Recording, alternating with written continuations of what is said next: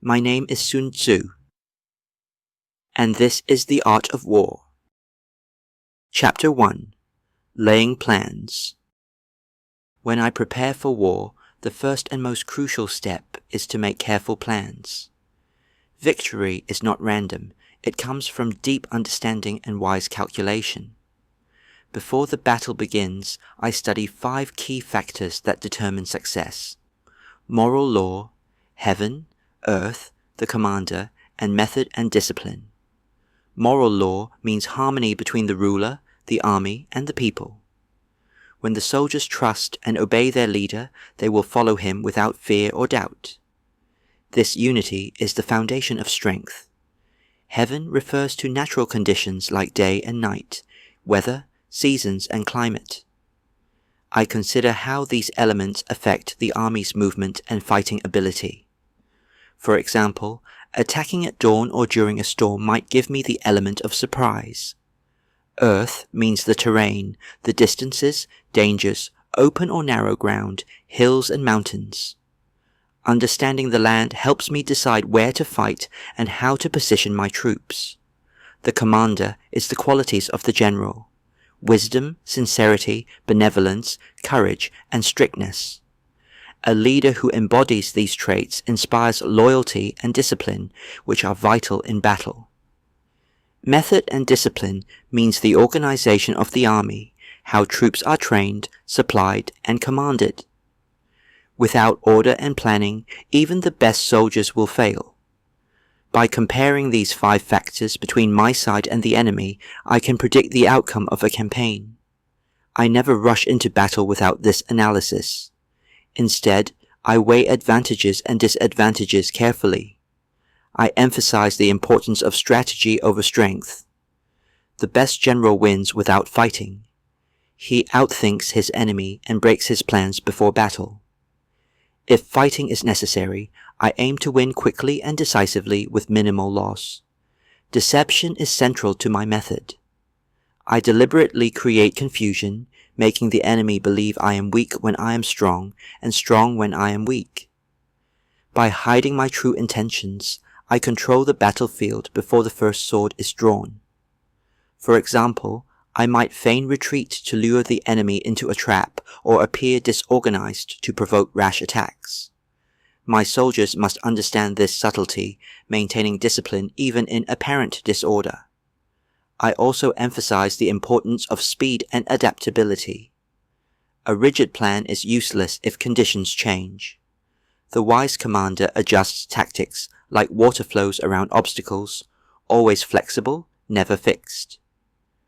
Before battle, I gather intelligence about the enemy's condition, morale, and position.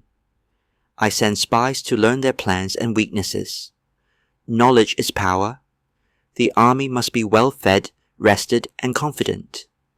I watch the spirit of my men and keep them motivated. Fear, hunger, or confusion can destroy an army faster than swords. The art of war is the art of careful calculation and deception. Victory belongs to those who prepare thoroughly, understand their environment, inspire their troops, and outthink their opponents. In summary, success depends on 5 factors: moral law, heaven, earth, the commander, and method and discipline. Victory is predicted by comparing these factors with those of the enemy. Winning without fighting is the highest skill. Deception and surprise confuse the enemy and create advantage. Speed and flexibility are vital. No plan survives rigidly. Intelligence gathering is essential. Morale and discipline in the army determine endurance and effectiveness. Careful planning precedes every successful campaign. By mastering these principles, I control the outcome of war before it begins. Victory favors the prepared mind, the disciplined army, and the cunning commander. Chapter 2. Waging War. When I prepare for war, I understand that the costs of conflict are immense.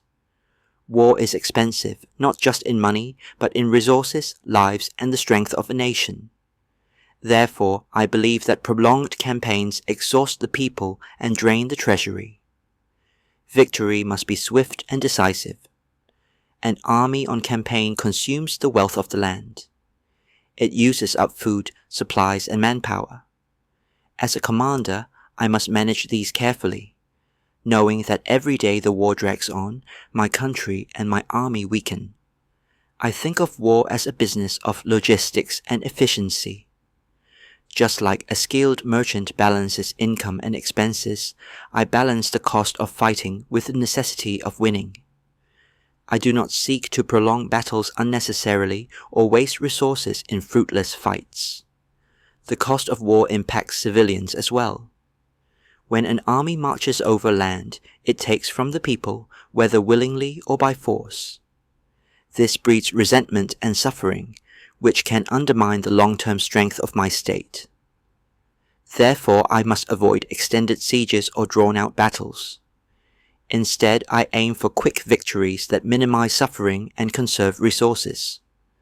The longer a war lasts, the harder it is to maintain morale and discipline among my soldiers. Supplies are the lifeblood of my army. I make sure my troops have enough food and equipment before battle. If the supply lines break or are too long, the army weakens and becomes vulnerable. This is why I prioritize securing good supply routes and capturing enemy provisions whenever possible. When I fight, I use the enemy's resources against them. If I can capture their supplies or force them into difficult terrain, their strength diminishes while mine grows. I also pay attention to the morale of my soldiers. A well-fed and cared-for army fights better. When the men are tired, hungry, or disheartened, they lose effectiveness and discipline. Keeping morale high means giving clear orders, rewarding bravery, and maintaining strict organization. I avoid engaging in battles where I cannot be sure of victory or where the cost will outweigh the gain. If the enemy is strong, well supplied, and in good position, I wait for the right moment to strike rather than rushing blindly. A commander must also be aware of the political consequences of war. A costly war can weaken the ruler's position at home and invite rebellion or unrest. Victory must bring lasting peace and strength, not just temporary gains. I use speed and surprise to win quickly. By striking fast and hard, I prevent the enemy from organizing a prolonged defense. The shock of sudden attack can break their morale and force them to surrender or retreat. When I march with my army, I move swiftly and avoid unnecessary delays. I make sure my troops are disciplined and ready to fight at a moment's notice. I also understand the importance of alliances and diplomacy. Sometimes it is better to win without fighting by using alliances, negotiations, and psychological warfare. War is a grave business with heavy costs. I prepare carefully, manage resources wisely, maintain morale, and aim for swift victory. Only by understanding the real price of war can I lead my army to triumph without destroying my own state. In summary, war is costly in resources, lives, and national strength. Prolonged wars drain the state and exhaust the people. Swift, decisive victory conserves resources and morale. Supply lines and provisions are vital. Logistics determine success. Morale and discipline among troops must be maintained. Avoid battles with uncertain outcomes or excessive cost. Speed, surprise, and well-planned campaigns minimize losses. Political and social consequences of war must be considered. Diplomacy and alliances can sometimes replace fighting. Chapter 3. Attack by Stratagem.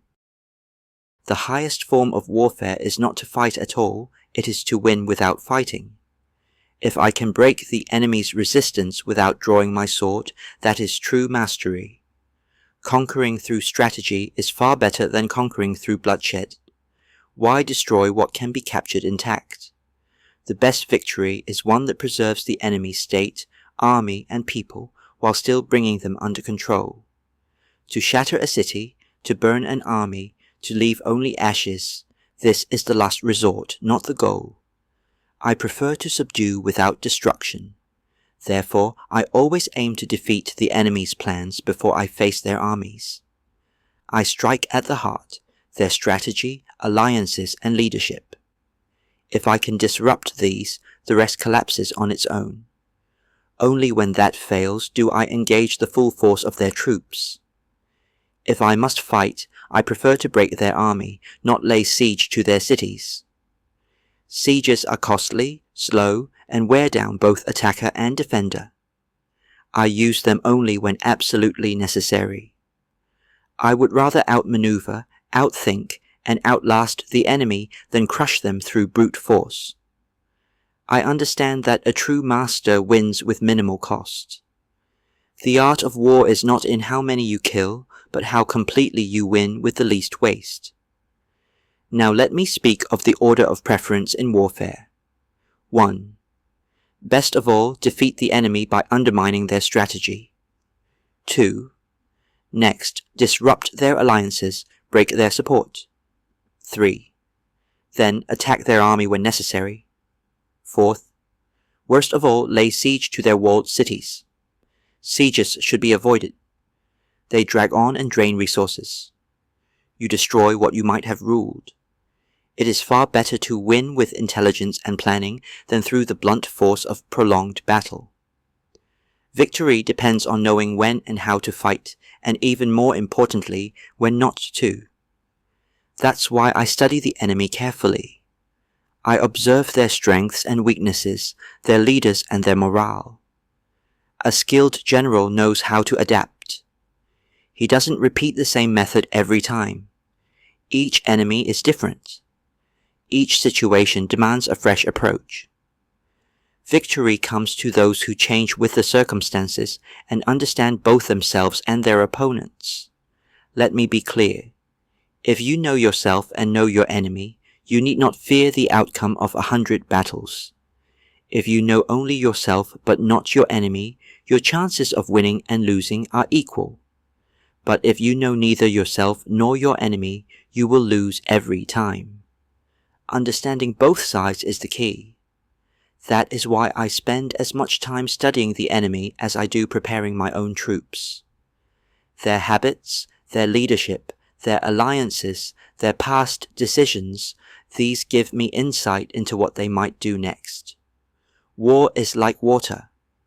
It flows around obstacles, takes the shape of its container, and follows the path of least resistance. I take the same approach. I adapt to my environment and bend the situation to my advantage. I also respect hierarchy and unity within my ranks. A divided force is a weak one. If the ruler meddles with military decisions, or the general fails to lead wisely, the army will falter. Authority must be clear. Discipline must be firm. When the general is strong and the state supports him, the army is stable. But when the chain of command is confused or loyalty is split, defeat is near. That's why I stress that war requires trust, clarity, and absolute leadership. A wise general leads with reason, not emotion. He does not fight because he is angry or proud. He fights only when it is to his advantage, and never when the odds are poor. He seeks victory through strategy, patience, and timing. Remember, the greatest victories are the ones that cost the least. If I can win by intimidating the enemy, by isolating them, or by breaking their alliances, I will. I do not need to destroy what I can control. That is the essence of true generalship. In summary, the best victory is one gained without battle. Defeat the enemy's strategy, alliances, and morale before attacking their army. Avoid prolonged sieges whenever possible. Know yourself and your enemy. This is the surest path to success. Adapt your methods to the situation. No single plan works every time. Strong leadership, unity, and clarity of command are essential. Fight only when necessary, and never out of emotion. Chapter 4. Tactical Dispositions. Before I ever fight a battle, I make sure the conditions are set for victory. That is the true art, to make defeat impossible for myself while waiting for the right moment to strike the enemy. My first priority as a general is to secure my own position. I ensure that my troops are disciplined, my supplies are in order, and my strategy is sound. When I do this, I cannot be easily defeated, but just because I cannot be defeated doesn't mean I will automatically win. Victory comes when I recognize and seize the right opportunity, when the enemy exposes a weakness.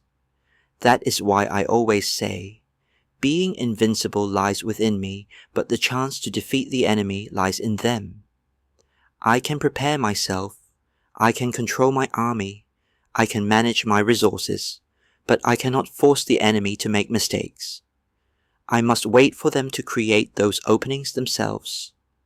I do not seek glory through constant fighting. I do not chase battles. Instead, I stay grounded, focused, and calm. I build a position so strong that no one can topple it. Then I wait. When the enemy slips, even slightly, I move swiftly and decisively. This is why the skilled warrior doesn't hope for victory through brilliance in the heat of battle. Instead, he prepares so thoroughly that victory becomes the natural result of his positioning. The best victories look effortless because all the effort happened long before the fighting began. Victory is not about flashy heroics. It is about control, timing, and knowing your limits. Just as water takes the shape of the land, my strategy adapts to the shape of the situation. If the terrain is high, I do not attack uphill. If the enemy is strong and alert, I avoid them. If they are distracted or divided, I strike. I shape my movement around what the enemy gives me. Good positioning is about defense, not inaction. Defense gives me time and space. It allows me to protect what is mine while observing the enemy, learning their habits and waiting for flaws to emerge. I never rush forward hoping things will go my way. I move when I know they will. This is why I say the victorious general seeks battle only when the win is already certain. He doesn't fight to prove his strength. He fights to confirm a result that has already been set in motion through planning and patience. People often confuse strength with recklessness, but I do not. I know that true strength is control. Control over my troops, control over the situation, and most importantly, control over myself. Impulsive action invites disaster. Strategic restraint is power. I also recognize that no army, no matter how strong, can be prepared for everything. But if I control what I can, discipline, supply, formation, readiness, then I can eliminate vulnerability. When I am well prepared and the enemy is not, the outcome becomes obvious. I am not surprised by victory because I've already built it. It is also important to understand that a good general knows when not to act. He does not take the bait when the enemy tries to provoke him.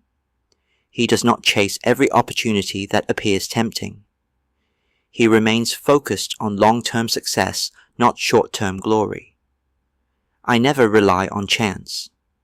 I never count on the enemy to make mistakes. I only take advantage when they do. My job is to make myself unassailable so that nothing the enemy does can destroy me, while I wait to strike when they're exposed.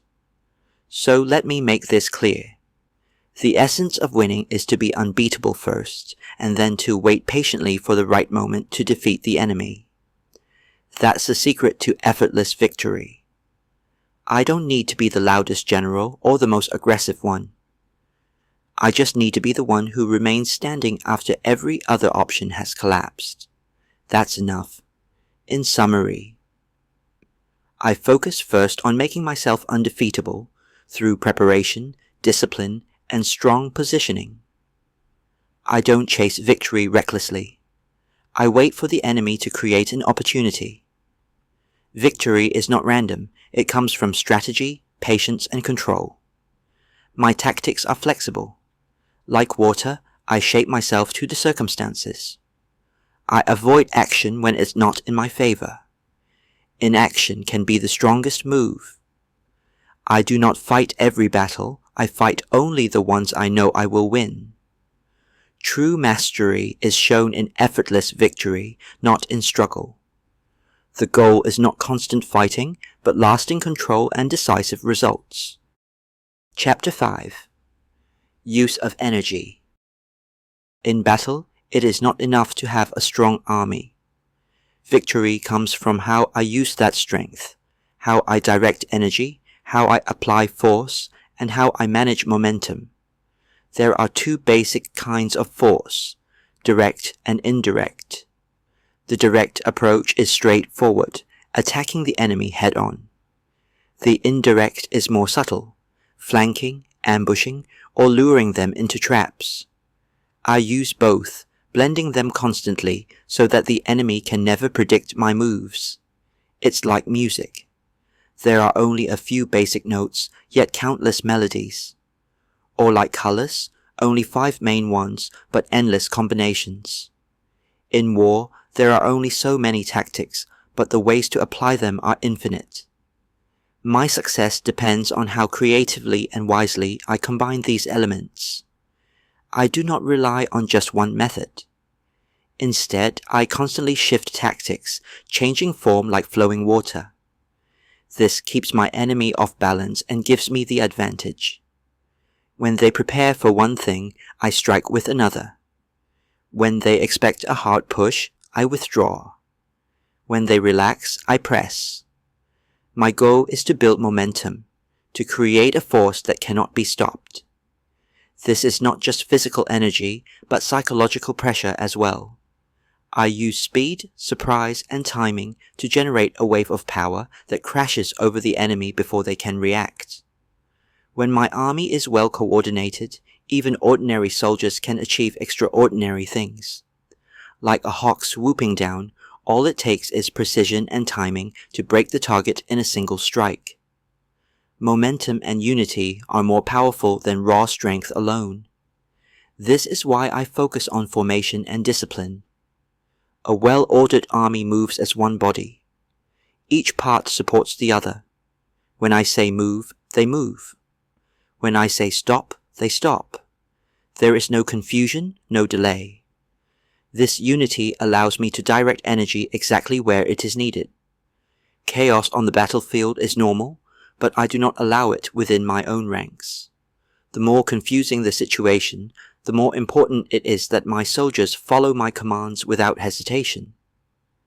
In the midst of disorder, I create clarity. In battle, I create situations where success becomes effortless. I use terrain, timing, and deception to set the stage. Then I strike. My enemy feels as though I win easily, but it's only because I prepared so well in advance. The heavy lifting was done before the first weapon was drawn. I do not rely on luck or individual bravery. I rely on system, coordination, and control. Bravery without direction is just waste. Strength without strategy is easily turned against itself, so I built my army like a machine. Each part must move in harmony with the whole. I make sure every soldier understands his role, every officer knows his command, and every unit acts with discipline. When that happens, my army becomes a force of nature. Now I want to say something about the use of pressure. When I push the enemy at the right moment, I break their will. It's not always about killing them, it's about unbalancing them, making them doubt, making them hesitate.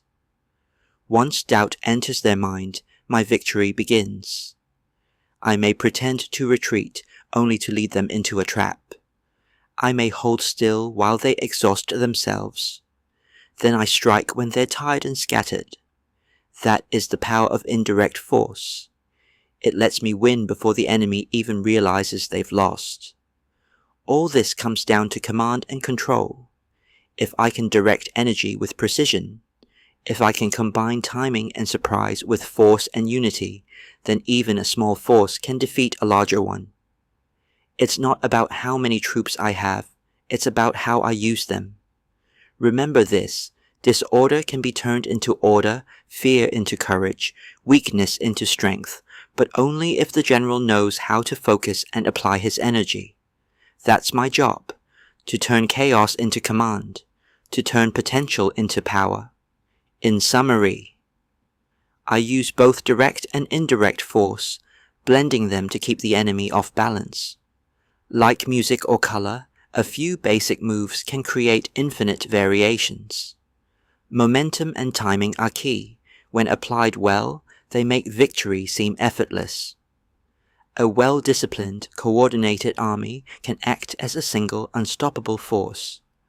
I use preparation, precision, and deception to create ideal conditions for success.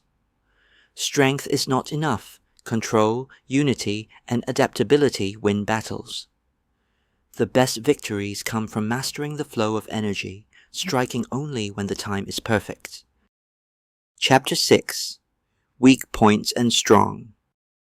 When I go to war, I never attack strength head-on. I search for weakness, for the open door, the blind spot, the overlooked gap. That's where I strike. I win not by matching force with force, but by using my strength against the enemy's weakness. I move like water, flexible, formless, flowing around barriers and seeping into cracks. Water avoids the high ground and fills the low places. In the same way, I avoid the enemy's strong points and concentrate on the undefended ones. That is the path to effortless victory. No army, no matter how strong, can guard everything. There are always vulnerabilities, unguarded flanks, exhausted soldiers, overextended supply lines, or distracted leadership. I find those spots and exploit them. To do this, I must be unpredictable. If the enemy knows where I'm going to strike, they'll reinforce it.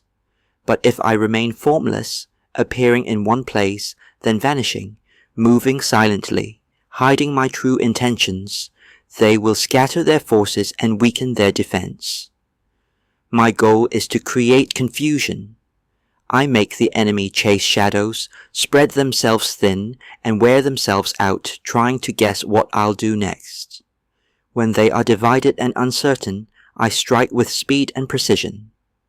I make them react to me. I force them to move when I stay still.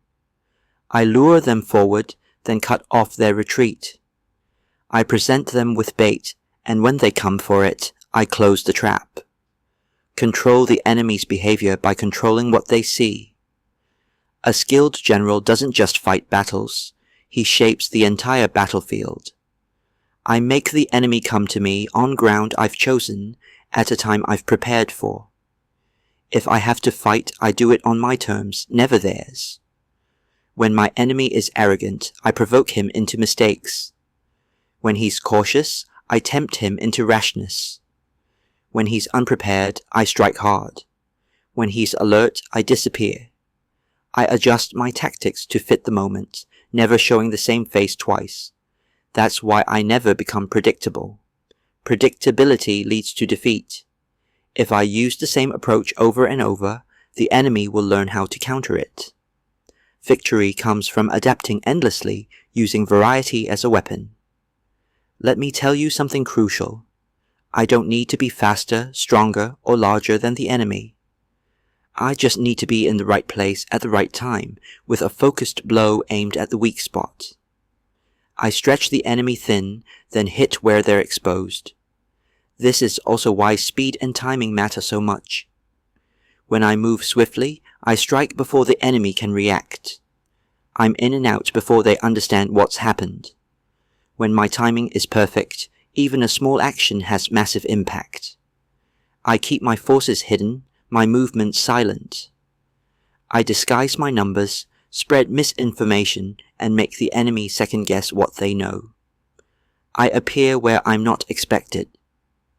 I disappear when they think they have me cornered. The element of surprise is one of my most powerful tools. If I can make the enemy uncertain, I gain the upper hand, even before the battle begins. But this all depends on knowing both the enemy and myself. I study their strengths, their habits, their psychology. I analyze their commanders, their discipline, their morale. I learn when they are likely to rest, when they're vulnerable, when they're aggressive or afraid. Then I compare this to my own situation. Where am I strong? Where am I exposed? How do I appear to them? I may pretend to be weak when I'm strong, or hide my strength until the moment I unleash it. I control perception as much as I control soldiers. The truth is, warfare is not a contest of strength, it's a contest of understanding and manipulation. Those who succeed do so not because they're the most powerful, but because they know how to create conditions where their power is most effective. That's how I win. I don't fight fair. I fight smart. I fight only when it's in my favor. I never meet force with force unless I have already guaranteed success. In summary, I exploit weakness, not challenge strength. I move like water, fluid, adaptable, and formless. I stay unpredictable, changing tactics constantly. I manipulate the enemy's perceptions, baiting them into bad decisions. I control the time and place of engagement. I use speed, timing, and surprise to strike with maximum effect. I study both the enemy and myself to find gaps and exploit them. My strategy is to make the enemy react to me, never the other way around. Chapter 7. Maneuvering. When I lead an army into enemy territory, I proceed with extreme caution. Movement is everything, and not just physical movement, but psychological and strategic maneuvering as well. How I position my forces, how I shift when I advance or retreat, all of it determines whether I win or fall. Marching an army is no simple task. It wears down men and animals. If I push too far or too fast, I exhaust my troops before battle even begins. I must know when to move, how far, and by what route. Logistics are as vital as combat. If I fail to feed or rest my soldiers properly, their strength will fail me when I need it most. In unfamiliar terrain, I proceed slowly and carefully. I avoid direct routes unless I'm certain of safety. If I must cross difficult ground, I try to do it quickly and without drawing attention. The terrain shapes the outcome as much as the sword. I always remember, to advance recklessly is to invite disaster. To move without purpose or preparation is to surrender the advantage. Every step I take must be part of a larger plan. I want my enemy confused about my location, unsure of my numbers, and constantly second-guessing my intentions. When possible, I avoid prolonged marches across great distances before battle. Why? Because an army that arrives tired and disorganized will struggle against one that's fresh and ready. Even a small, well-rested force can defeat a large, exhausted one. I also avoid letting pride drag me into battle on unfavorable ground. Sometimes the enemy tempts me, trying to lure me into a trap. I do not bite. I fight only when the terrain, the timing, and the morale of my troops are all in my favor. If my forces must travel together, I keep them unified. If I split them up, I do so only when there is clear advantage and when communication is guaranteed. A divided army is vulnerable. Confusion is deadly. My orders must be precise, and my soldiers must follow without hesitation.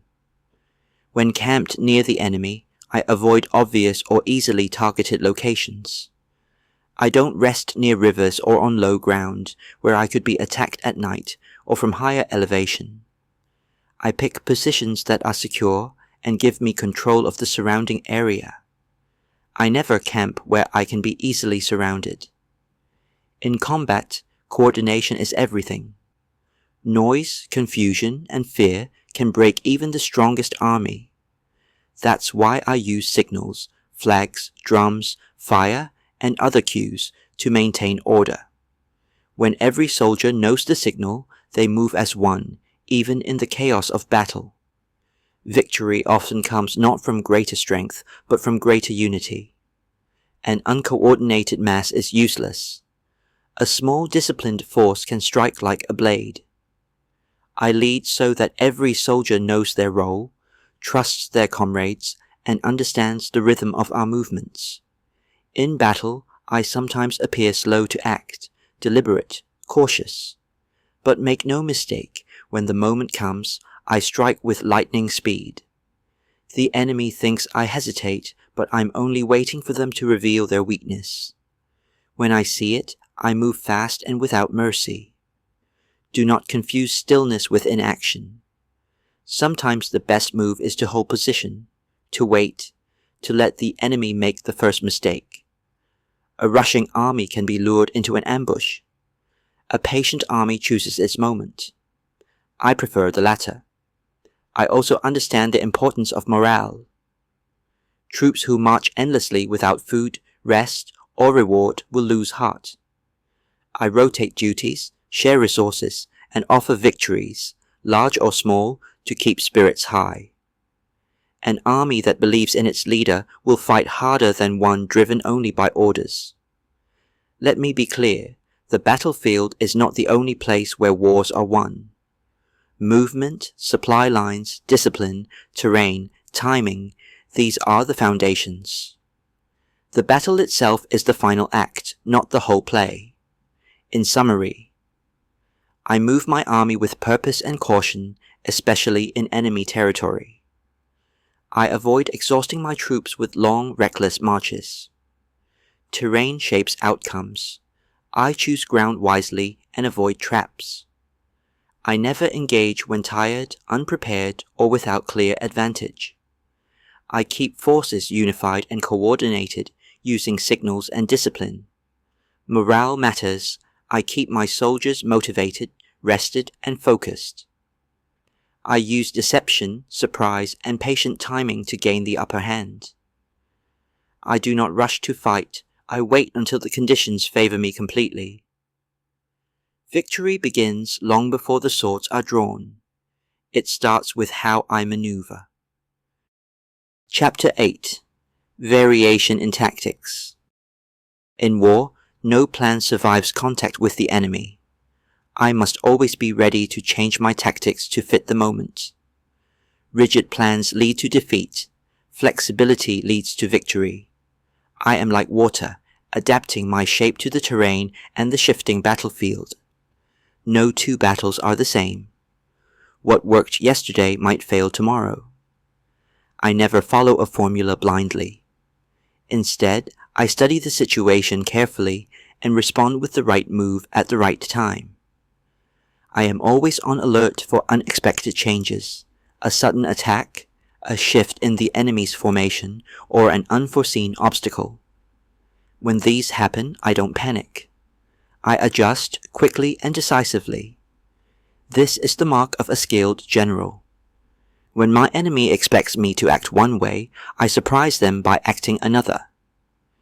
If they think I will attack, I might feign retreat. If they think I will defend, I may launch a sudden assault. Deception is a core part of the warfare. By misleading the enemy, I create openings for victory. This means I must know not only my own forces, but also the enemy's. I study their habits, their strengths and weaknesses, and how they respond under pressure. This knowledge allows me to anticipate their moves and counter them effectively. I avoid predictability by varying the speed, formation, and timing of my attacks. Sometimes I advance quickly, overwhelming the enemy. Other times, I slow down to bait them into a trap. Sometimes I split my forces to attack multiple points. Sometimes I concentrate them for a decisive strike. The terrain plays a vital role in these variations. Hills, rivers, forests, and roads all affect how my army moves and fights. I use the environment to my advantage, making my movements appear confusing or random, but always purposeful. Another key point is knowing when to fight and when to avoid battle. Sometimes the best tactic is not to engage at all. I can use delay, retreat, or maneuver to exhaust the enemy or lure them into a vulnerable position. I also understand the importance of adapting to my own soldiers' condition. If they are tired, hungry, or demoralized, I do not force them into immediate combat. I give them rest and preparation so they can perform at their best when the time comes. Because war is constantly changing, I train my officers and soldiers to be adaptable. They must think for themselves, follow orders, and adjust tactics on the fly. Rigid discipline without flexibility creates weaknesses. One mistake I avoid is repeating the same tactic over and over. When the enemy learns my style, they prepare countermeasures. I keep them guessing by constantly changing my approach. This wears down their confidence and ability to respond. I also watch how the enemy adapts. If I see them changing tactics, I respond by changing mine again. This back and forth dynamic is a dance of minds and wills. The general who can outthink and outmaneuver the enemy wins. Finally, I never underestimate the power of surprise and innovation. Even if I have fewer troops or less strength, clever tactics can turn the tide. I encourage creativity in my commanders, rewarding ideas that give us an edge.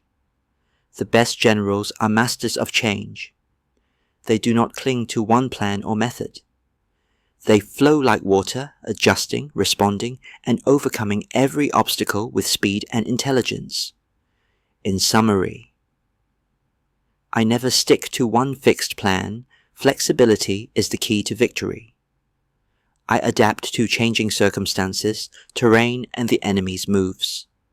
Deception and surprise keep the enemy off balance. I vary speed, formation, and timing to confuse and overwhelm. Sometimes avoiding battle is the smartest tactic.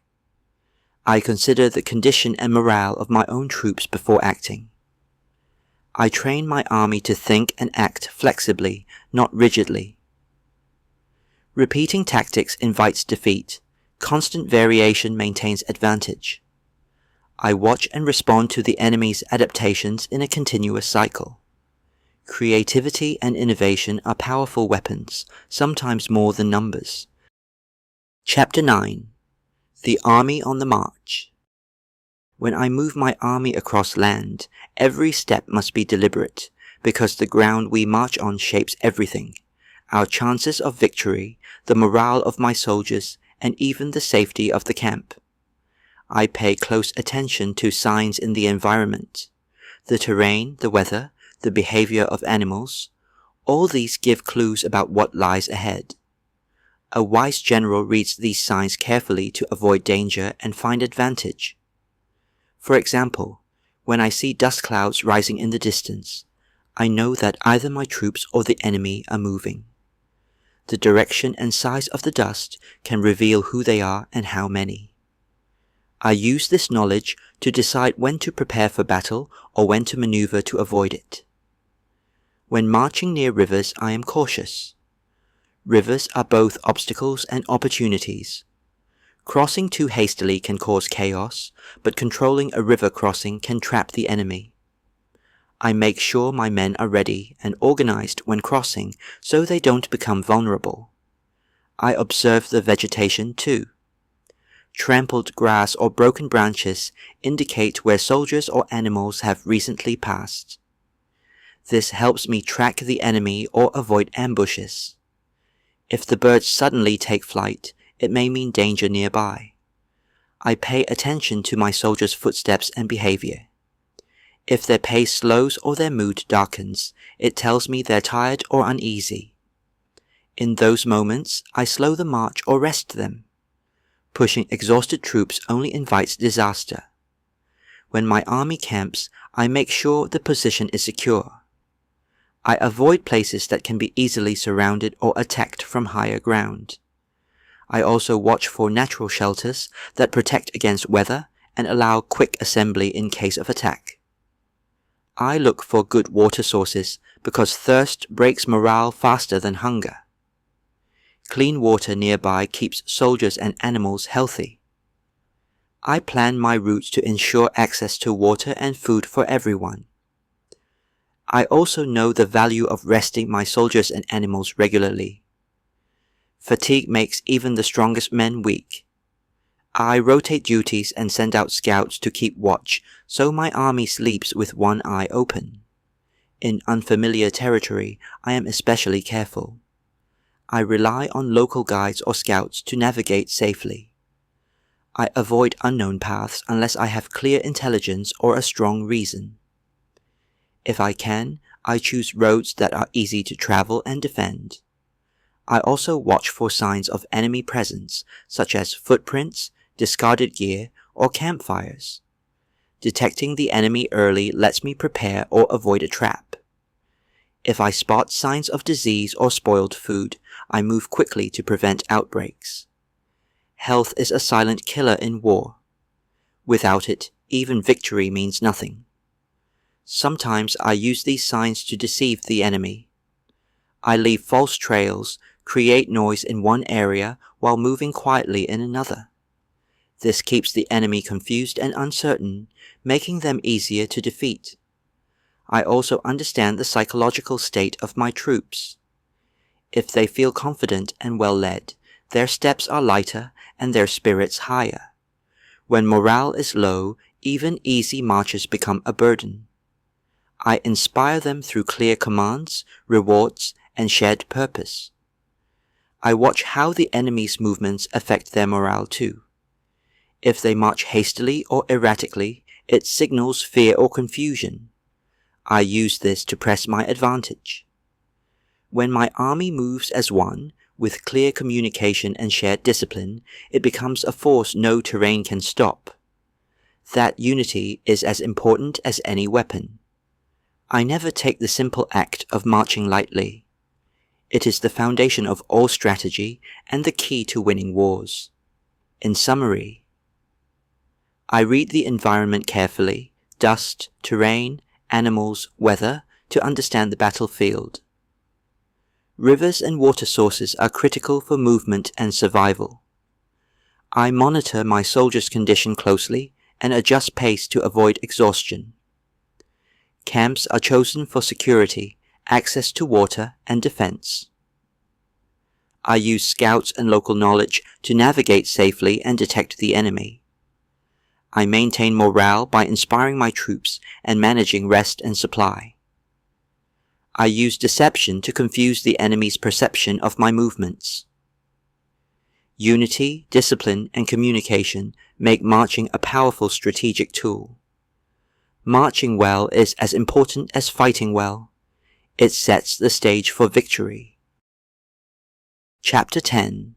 Terrain. When I command an army, understanding the terrain is just as important as knowing the enemy. The ground on which we fight shapes everything, our tactics, our chances of victory, and the safety of my troops. Terrain isn't just physical, it influences morale and strategy. I divide terrain into 6 types, each with its own challenges and opportunities. Knowing these types helps me decide when to fight, when to maneuver, and how to position my forces. 1. Accessible terrain. This is easy ground where troops can move freely with no natural obstacles. Battles here are straightforward, but even on open ground, I stay alert to ambushes and use formation wisely. Advantage goes to whoever controls the key points. 2. Entangling terrain. This is rough or broken ground, thick forests, marshes, or uneven hills, where movement slows and formations break down. Here I avoid large unwieldy forces and use smaller, more flexible units. Ambushes and surprise attacks work well here. I never let the enemy trap me in such places unless I control the exits. 3rd. Temporizing terrain. Terrain that forces delays, like river crossings or narrow mountain passes. This terrain slows the army, creating vulnerability. I prepare carefully before moving through, guarding flanks and scouting ahead.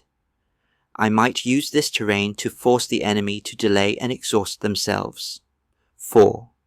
Narrow passes. These are confined spaces where only a few soldiers can pass at a time. Mountain paths, gorges, or bridges. They're ideal for defense and ambush. If I hold a narrow pass, I can stop a larger force with fewer men. But if I'm forced through one by the enemy, I must be cautious not to be trapped or crushed. 5. Precipitous heights. High ground, cliffs, and steep slopes. These give a great advantage to whoever holds them. From above, I can see enemy movements and strike downhill with momentum. I always seek to control heights before battle. Attacking uphill is costly and dangerous, so I avoid it unless I have overwhelming strength. 6. Positions at a great distance from the enemy. When we're far apart, direct battle is unlikely.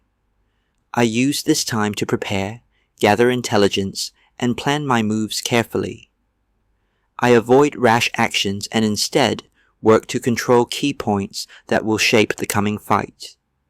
Knowing these terrain types helps me choose the battlefield.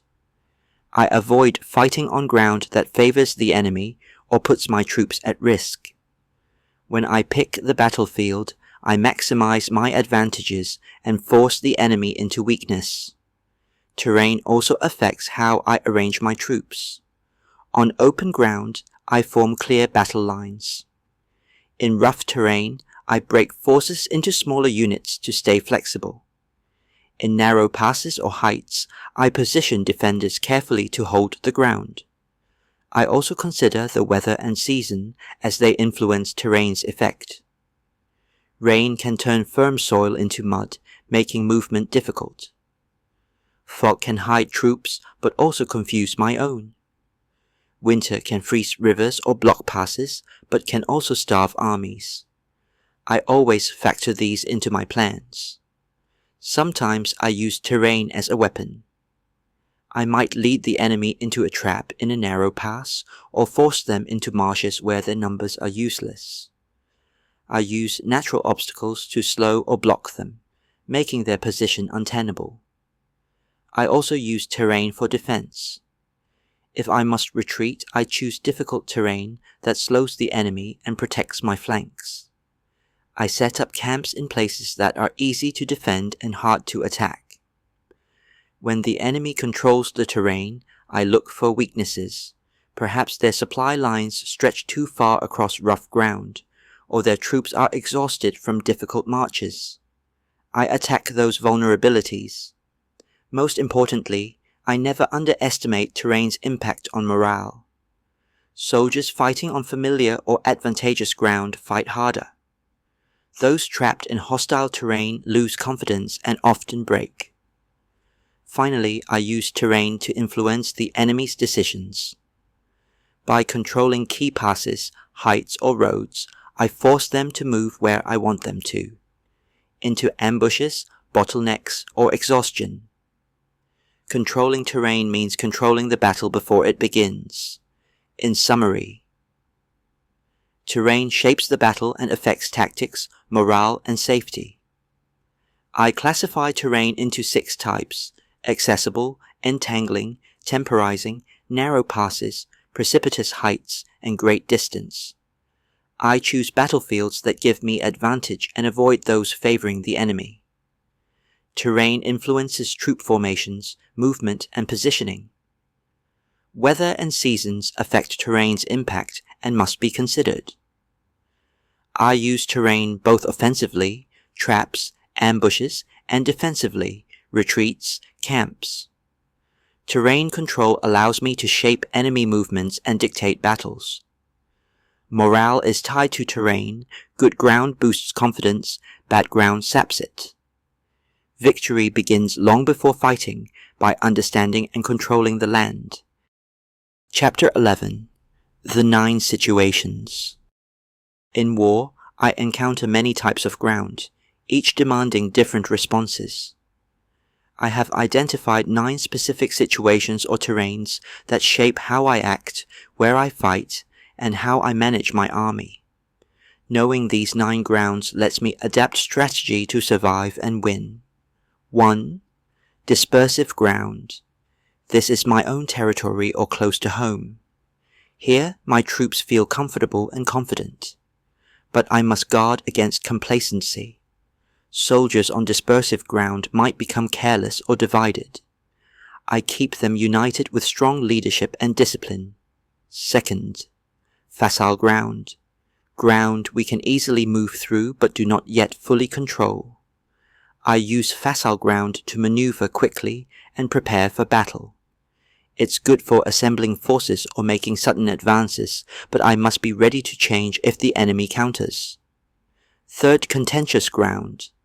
This is land both my army and the enemy want, because it offers clear advantages, like a crossroads or fertile valley. I fight fiercely to hold or seize this ground. Control here often determines who dominates the region. 4. Open ground. Terrain equally accessible to both sides, with no natural defenses or traps. On open ground, the battle is decided by skill, speed, and strength. I rely on well-trained troops, strong formations, and swift maneuvers. 5. Ground of intersecting highways. This ground controls important routes and access points. Whoever holds it can control supply lines and troop movements. I prioritize securing these crossroads to disrupt the enemy's plans and protect my own. 6. Serious ground. This ground lies deep in enemy territory, far from my base. My army here faces risks of supply shortages and isolation. I keep my forces tight, protect supply lines, and avoid overextending. Victory here demands great caution and resilience. 7. Difficult ground. Terrain that is rugged, with obstacles like mountains, forests, or marshes. Movement is slow, and troops tire quickly. I send scouts to find safe paths and avoid ambushes. If forced to fight here, I use guerrilla tactics and small, flexible units. 8. Hemmed-in ground. Ground where my army is confined by natural obstacles, cliffs, rivers, or enemy forces. Escape routes are few or none. Morale can quickly deteriorate here. I fight fiercely to break out, or use deception and surprise to create openings. 9. Desperate ground. The most dangerous ground, where my army has no choice but to fight or perish. Here I inspire my soldiers with courage and resolve. I make every man fight with the determination of those who know there is no retreat. Victory is possible only through fierce will and unity. I must recognize what kind of ground I stand on at all times. My strategy changes with the situation, but my goal remains constant: survival and victory. On dispersive ground, I strengthen bonds between soldiers, reminding them of home and duty. I watch for signs of laziness or division and nip these early. On facile ground, I keep my forces ready to strike, but remain flexible. I do not waste strength in rash attacks, but I do seize opportunities quickly when they arise. In contentious ground, battles are bitter. I prepare my troops for hard fighting and ensure supply lines stay open. I know that controlling this ground means controlling the campaign. Open ground demands discipline and speed. I organize my troops so they can quickly respond and outmaneuver the enemy. Coordination is key. Ground of intersecting highways requires me to act decisively to hold or capture these routes. Controlling movement controls the war's flow. On serious ground, I keep my troops alert and supply lines secure. I avoid unnecessary battles and conserve strength for decisive moments. In difficult ground, I rely on local knowledge, scouts, and adaptability. I avoid direct clashes when possible, using terrain to wear down the enemy. Hemmed-in ground is a test of leadership and courage. I encourage my troops to fight with desperation to break free or survive. I also use tricks and feints to open paths. Finally, on desperate ground, where survival is the only option, I lead by inspiring fearless commitment. The army fights as one, knowing this is a fight to the death or victory. In summary, I must always assess terrain and adjust tactics accordingly. Understanding ground means understanding the psychological state of my soldiers. I keep communication open and clear, ensuring orders fit the situation. Supply lines and morale are especially critical when far from home or in difficult terrain. Flexibility and readiness to change plans keep my army alive. I use deception, speed, and surprise to overcome disadvantages. Leadership that inspires loyalty and courage can turn even desperate situations into victory. Chapter 12. The Attack by Fire. In war, I use all weapons at my disposal, and fire is one of the most powerful and destructive tools. When wielded skillfully, fire can destroy enemy supplies, disrupt formations, and break their will to fight. But like all weapons, fire must be used wisely, with careful timing and clear understanding of conditions. Fire is not just a physical force, but a weapon of psychological warfare. The sudden destruction of food, shelter, or weapons weakens the enemy's morale and forces them into rash decisions. The chaos that fire causes often gives me the opening I need for a decisive strike. I employ fire attacks in 5 main ways, depending on conditions and terrain. 1. Burning soldiers in their camp. When the enemy camps in dry, flammable surroundings, I strike with fire to cause panic and confusion. A fire attack at night or during a windstorm can spread quickly and force the enemy to flee or become disorganized. 2. Burning the stores of food and equipment, destroying the enemy's supplies starves them of resources. Without food or weapons, even the strongest army becomes weak and vulnerable. 3. Burning the equipment and arms. When I can destroy the enemy's weapons, I reduce their ability to fight. This weakens their morale and makes them easier to defeat. 4. Burning the transport animals and vehicles. Destroying horses, carts, or boats disrupts the enemy's mobility and logistics. Trapped and unable to move, the enemy is forced into disadvantageous battles. 5. Burning the enemy's troops directly. This is the most direct and dangerous use of fire, but can be effective when the enemy is trapped or confined. It requires precision and control to avoid harming my own forces. Using fire requires careful attention to weather and wind. I never launch a fire attack if the wind is against me or if it could spread uncontrollably and endanger my own troops.